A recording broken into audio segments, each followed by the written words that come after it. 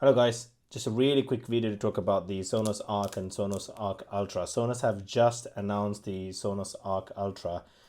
As a consumer of Sonos product, I'm really looking forward to this new update, but I just wanted to quickly look at the comparison and see what they say and whether it's value for money or not, and we'll take it from there. So on my screen over here, I'm comparing the Arc Ultra on one side versus the standard Arc, and we can go through what Sonos are saying it's coming and what the trade-off is versus the new and old. Here we go. So just to start off, Sonos Arc, the current generation, is currently in the market for £719 through the Sonos website. And it's only been here a couple of years. And I'm pretty surprised that Sonos have decided to release a new one, a much better one, in a much shorter life cycle compared to the previous soundbars that they have. But anyway, I'm not quite sure that what they say is what it actually is. I've just gone onto the website to compare the Sonos Arc and Sonos Arc Ultra, and I see there are quite a few things that they've intelligently moved over to one specifications that they've not mentioned. Not necessarily the current version cannot do it. So let's just break this down. So on the left hand side you've got the Ultra, and on the right hand side you've got the standard Arc. So we come down, we can look at the price. The price for the new one is $9.99, and then the current one you can get at $7.19. So you get a saving of £180, and it's already on the site. I mean, the more information on the Ultra is a lot more. Interestingly, you get the 9.14 spatial audio experience with the Ultra, but in order to get the 9.1.4, you have to make sure that you have all the other speakers with it. Otherwise, you're not ever going to get 9.1.4. So if the soundbar starts at £1,000 already, that means this new one, this whole experience of 9.14 is gonna cost over probably 2,000, 2,500, even some instances even £3,000, depending on the models you go for. Okay, and then we just keep coming down here. So this is where the majority of the highlight is at the moment. So we know that the Ultra comes with the sound motion. We can come on to what the sound motion technology is. Then both of them have Dolby Atmos, both of them have voice enabled, Wi-Fi. The new one comes with Bluetooth. That's really good because the current version doesn't have any Bluetooth in it. You have to rely on AirPlay 2 and play music through your TV apps and stuff like that. Interestingly, they say it works with TV remote. You already have a TV remote thing, so I could just get my TV remote and to the volume, so I'm not really sure what difference there's going to be. TruePlay this year, TruePlay is only on iOS, but the Ultra comes with iOS and Android. So any Android users, if you have been missing out on TruePlay, this is a welcome news for you. But the TruePlay hasn't made a lot of difference for me, particularly, mainly because I've got an open plan living, and I don't think TruePlay works on an open plan living. Better for a room like this where it's boxed off, but it's there now. And I'm happy that there will be a lot of users that can experience this. We've got the HDMI eARC. That's the only way it's going to connect. Apple AirPlay 2. That's perfect. I use Apple AirPlay. It functions better. It's probably better than their own app. I mean, the app's a shambles at the moment. Then you've got the night sound. This is where things get a little bit tricky for me, because when they talk about night sound, that's already in the app. If you're using the Sonos app, you can see you can turn off the night sound. So I don't know why night sound is a particular feature with the Ultra when it already has night sound compatibility on the current. So if you're buying it for night sound, you probably need to think differently, because it's across both of them. Right, so what does this say? Cinematic sound, yeah, sound beyond surround.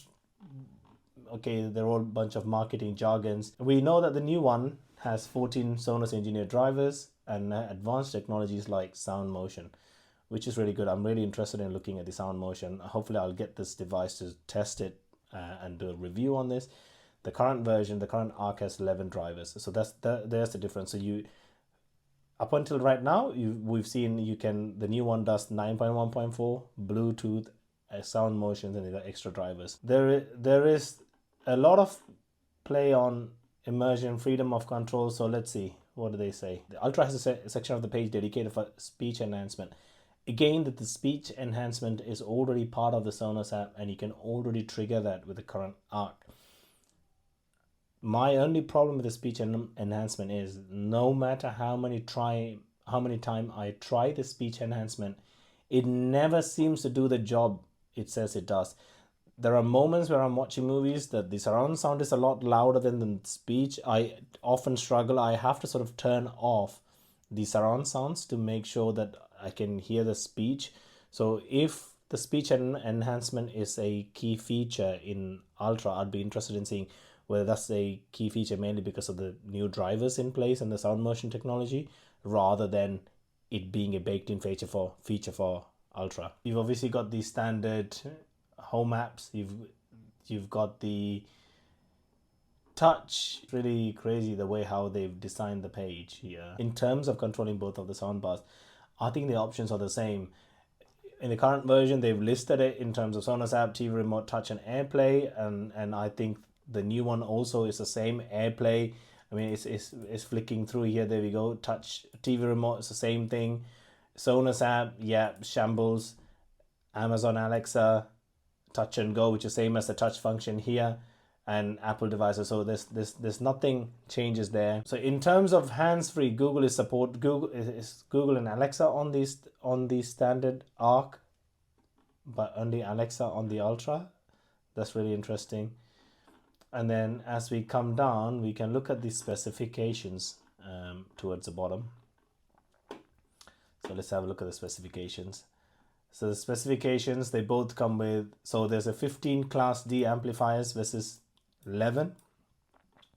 There's 7 precisely angled silk dome tweeters, crisp high frequency clear dialogue, 2 of these firing upwards, creating dedicated height channels and spatial audio.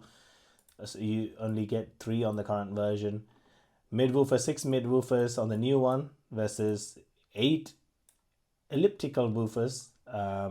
So I don't know, seems like you've got 8, but one's a midwoofer and one's a elliptical woofers.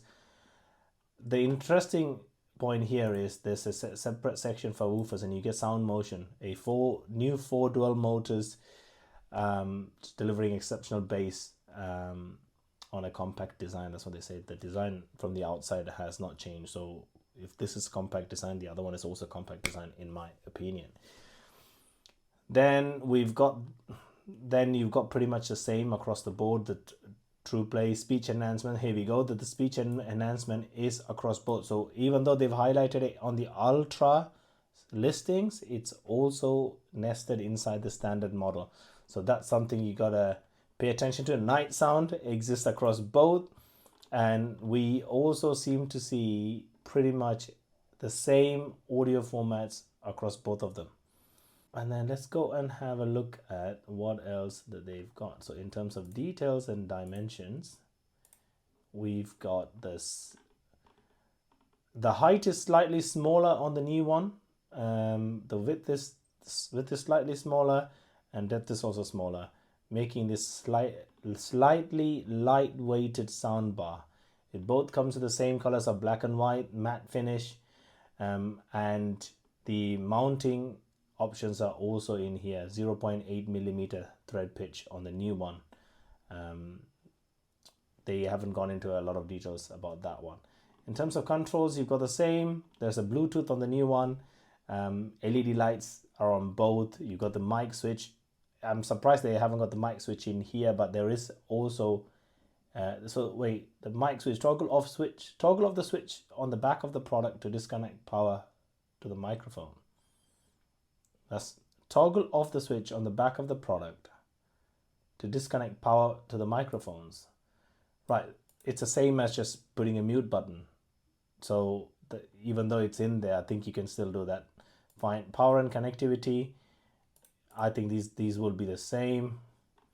Wi-Fi 6, connect to any Wi-Fi with a 2.4 gigahertz and 5 gigahertz router. So that's what I do with mine. I actually connect my Sonos ARC in a different band to the rest of the devices so that it just doesn't fall off. It had some compatibility issues when I did have it. So there we have it. It probably has a better Wi-Fi connection. You've got HDMI eARC. They explain a lot more on the current gen page for the HDMI eARC. Optical audio, so that's interesting. So the optical is really good if you need to use that optical audio adapter. You got, in terms of voltage, use the same voltage. Now the interesting bit is CPU, quad core, 4 times A, 55.1.9 gigahertz versus just 1.4 gigahertz. Increased memory, increased NV, so that's all good on the new one, the increased memory.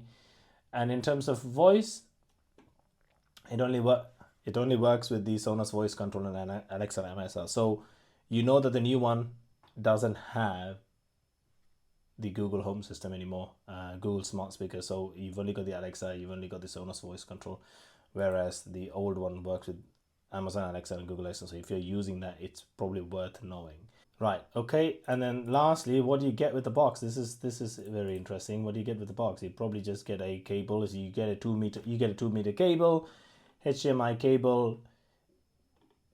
But it's interestingly, they've given you the optical audio adapter on this one. But hang on, they've not. The previous page says the Ultra has optical audio adapter, but then in the box for the current one you get one, but you don't get. It's sold separately with the Ultra. Okay, so there is a confusion whether this. It looks like both can support it, but one you get the entire package, you get everything with it. The others you don't get with it. So to sum it all up, Sonos Arc Ultra is the better product to buy if you're in the market to buy Sonos soundbar. It's got more drivers, it's got Bluetooth on, it's got the True Play for both iOS and Android, it's got bigger memory, it's got the better drivers. But the things that you need to watch out for is it doesn't have the Google voice compatibility anymore. There are the things that they say that only the Ultra has in the listing. That's not really true, like the speech enhancements, the night sounds, the touch. They're all exist across both of them. I mean, the current generation is £180 less than the new one. Whether you want to buy the current version, you probably are not going to see much more difference than the new one. If you're in the market, if you can spend £1,000 to buy the new one, feel free, go ahead and buy it. It'll be a really good speaker. But if you want to save some money, I would recommend getting the current version because you're not really losing out on much. The other thing I would like to say is, in order to go, you'd also get the 9.1.4 channels on the Ultra as long as you've got the compatible speakers to connect them. They will run up your cost. So the current one can support Sonos 5.1.4, but in order to get the Sonos 5.1.4, what you have to do is you get this connected. This is all you need. Is you need an Arc or a Beam, you need a sub, you need 2 surround speakers, either the new Era 100s or Era 300s, to get you the 5.1.4. The Arc, the sub, and the Era 300s will be your best option because the Arc and Era have an actual up-firing speakers, making it 7.1.4. Right. If your choice just comes from whether the 9.1.4 is a better option than the 5.1.4, you can change your current version to 7.1.4 if you buy the Era's version, the latest speakers that they release, because they have the upward firing speakers, and therefore making it 7.1.4 the maximum you can go. So whether you want to invest in the Era speakers over the Ultra is totally up to your decision. I know what I'll be doing. I'll be probably buying the Era version, but even then I'm seeing a lot of feedback that the quality of those speakers sound really good. I need to probably cover that in detail. So there we go. Sonos Ultra versus Sonos. I think at the moment where Sonos are, there is a lack of trust personally from me on Sonos products because of the way how they handle the app fiasco with some of the quality controls on their product, and then the price increase doesn't really justify it. All these memory increases and all of that, I'm not really sure what I'm going to get when it's, yes, the sound matters, but in terms of the room spaces and sound delivery and stuff like that, I would probably still stick to the current version where you can bag a discount. Anyway, catch you in the next video. Take care.